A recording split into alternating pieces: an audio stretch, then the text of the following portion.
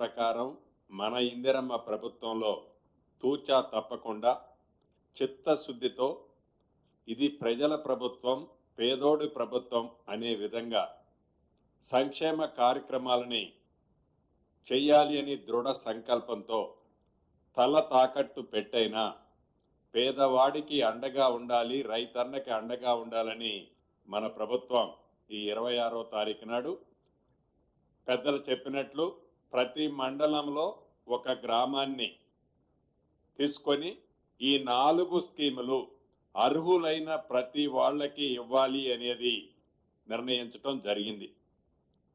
ప్రధానంగా అందరికీ 26వ తారీఖు రేపే ఇవ్వాలని అనుకున్నాం. కానీ గ్రామ సభల్లో ఈ ప్రభుత్వం ప్రజల ముందే ప్రతి అంశాన్ని మొదటి నుంచి అన్ని కార్యక్రమాలని ప్రజలలో చర్చించిన తర్వాతే చేసే అలవాటు ఉన్న మన ఇందిరమ్మ ప్రభుత్వంలో ప్రజల మధ్యకు గ్రామ సభలు పెట్టి ప్రతి అంశాన్ని చర్చించి నిన్న వచ్చిన గ్రామ సభలో వచ్చిన అప్లికేషన్లు కానీ ఈరోజు వచ్చే అప్లికేషన్లు కానీ వీటన్నిటినీ ఇందాక పెద్దలు బట్టి గారు చెప్పినట్లు క్రోడీకరించుకొని అర్హులైన ప్రతి వాళ్ళకి రేపు మోడల్గా ప్రతి మండలంలో ఒక గ్రామంలో ఈ 4 స్కీములు ఇస్తున్నాం. అంటే గ్రామ సభలు జరిగినప్పుడు ఏవైతే కావాలని కొంతమంది, కావాలని కొన్ని రాజకీయ పార్టీలు ఉద్దేశపూర్వకంగా మనసులో దురుద్దేశాన్ని పెట్టుకొని ఈ ప్రభుత్వాన్ని ఏదో రకంగా బదనాము చేయాలనే తాపత్రయంతో అనేక కుట్రాలు పన్నిన ప్రజల మనసులో ఏదైతే ఉందో, ప్రజలు ఏది కోరుకుంటున్నారో అది చేయాలనే చిత్తశుద్ధితో ఈ ప్రభుత్వం చివరి అప్లికేషన్ వరకు అర్హులుంటే ఇచ్చే విధంగా లాంఛనంగా రేపు ప్రారంభించగలుగుతున్నాం. మిగతావి మొత్తము రేపే చేయాలనుకున్నాం. ఈ కొత్త అప్లికేషన్లన్నీ క్రోడీకరించడానికి టైం పడుతున్న కారణంగా ఫిబ్రవరి మొదటి వారంలో ఈ షెడ్యూల్ మొత్తం తప్పకుండా రాష్ట్ర ప్రజలందరికీ ఎప్పుడు ఎక్కడ ఎలా చేయబోతున్నామో అనౌన్స్ కూడా ఫిబ్రవరి మొదటి వారంలో తెలపడం జరుగుద్ది.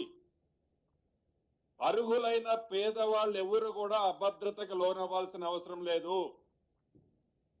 ఏవైతే ప్రధాన ప్రతిపక్షమని చెప్పుకుంటున్న పార్టీలు వారు 10 సంవత్సరాల్లో పరిపాలించినప్పుడు రైతులకి ఉరేస్తే ఉరే అన్న ఆ ప్రభుత్వం ఇయ్యాలేదో రైతు కమిటీలను పెట్టడం, కల్లాల బాటను పడితే మా ఉత్తమ్ కుమార్ రెడ్డి గారు, తుమ్మల నాగేశ్వరరావు గారు ఎక్కడ ఒక్క గింజ కూడా మిస్ కాకుండా ధాన్యాన్ని బోనస్ ఇచ్చి ఎంత చిత్తశుద్ధితో కొన్నామో ఈ రాబోయే ఈ స్కీమ్స్ కూడా వారు ఎంత కింద మీద పడ్డా ఈ ప్రభుత్వానికి ఒక చిత్తశుద్ధి ఉంది. కాబట్టి ఈ 4 కార్యక్రమాలే కాదు, భగవంతుడి దీవెనలతో ఈ మన ఇందిరమ్మ ప్రభుత్వంలో ప్రతి కార్యక్రమాన్ని చిత్తశుద్ధితో చేయటం జరుగుద్ది.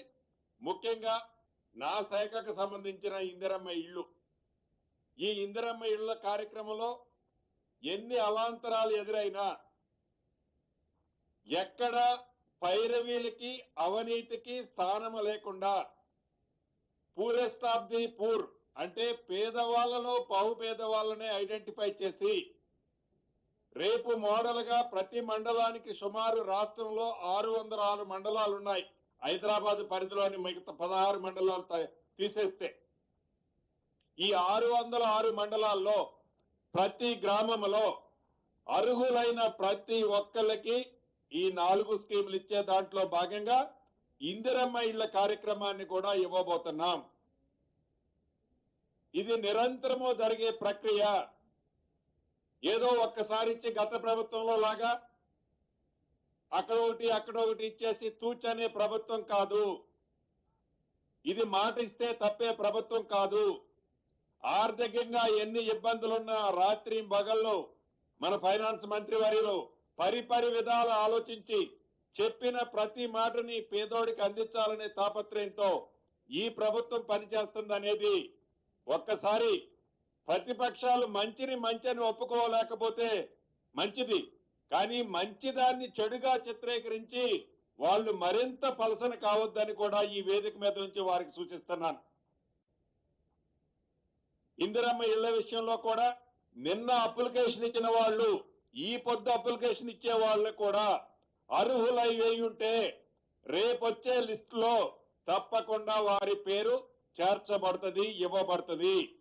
అర్హులు కాకపోతే ఏ కారణం చేతైనా పొరపాట్లో అర్హులు కాని వాళ్ళకి ఇందిరమ్మ ఇల్లు ఇస్తే అర్హులు కాదని తేలితే అట్టి దాన్ని క్యాన్సిల్ చేసే దాంట్లో కూడా ఈ ప్రభుత్వం వెనకడుగు వేయదు.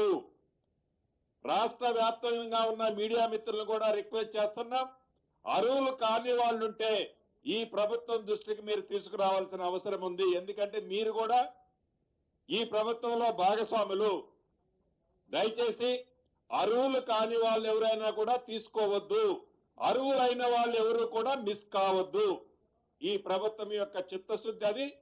రాష్ట్ర ప్రజలందరికీ ఈ 4 కార్యక్రమాల్లో ఏ రకమైన డౌట్ అవసరం లేదని, ఈ ప్రభుత్వానికి చిత్తశుద్ధితో ఇచ్చిన ప్రతి మాటల్లో భాగంగా ఇటు రైతన్నల్ని అటు పేదవాళ్ళకి భరోసా ఇచ్చే కార్యక్రమంలో ఈ కార్యక్రమాలని ప్రతిష్టాత్మకంగా చేస్తున్నాం. కాబట్టి ప్రతి గ్రామంలో ఇప్పటికే గౌరవ మంత్రులు ముఖ్యమంత్రి గారితో సంప్రదించి బయటకు వచ్చే లోపే విపరీతమైన ఫోన్లు, అన్నాయి మంచి నిర్ణయం తీసుకున్నారు. గబగబా వాళ్ళు ఏదైతే ప్రతిపక్షం వాళ్ళు ఇంక ఈటం లేదు మీరు మాటలే చెప్తున్నారు అనుకుంటూ వస్తున్నారు. నిర్ణయం తీసుకోవడం కంటే నిర్ణయాన్ని ఇంప్లిమెంట్